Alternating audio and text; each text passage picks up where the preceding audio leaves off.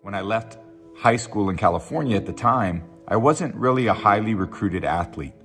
Everyone sees me now as Tom Brady, as someone who has achieved 6 Super Bowls, great success in my professional career. But I would say when I was leaving high school, like you guys at the time that you are now, I had no idea that these things would become a part of my life. So when I got to Michigan, I'll tell you guys something. I was the 7th quarterback on the depth chart in football at the time when I got to school at Michigan, number 7. If you can imagine that, I was looking up on the depth chart at so many other guys I would never thought I'd get an opportunity to play. And my first year, I was a redshirt. I sat out the entire year. My second year, I ended up getting a chance to play. I think it was the 4th or 5th game of the year, and it was the first time I had ever stepped field at Michigan Stadium. There were a lot of people watching. We had a big lead, and they already removed a lot of the starters, and they put me in.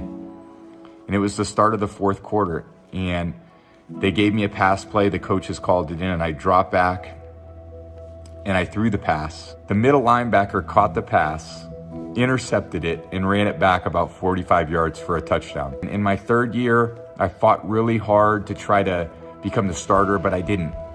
And fortunately, our team went on and we went undefeated in college. We were 12-0. And I was the backup quarterback that year, and I had learned a lot from the people above me. And in my 4th year, I finally got a chance to play. And I would say I had a very successful college career. So I had all those lessons from high school that I had learned at Sarah High School.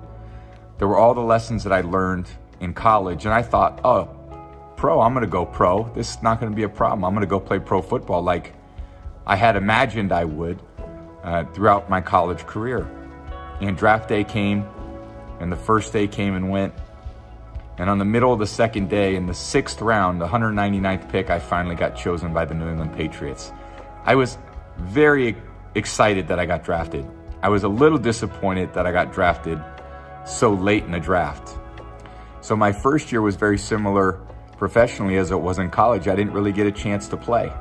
In fact, my first pass in college almost got intercepted. My first throw for the Patriots almost got intercepted as well. Fortunately, the cornerback dropped it.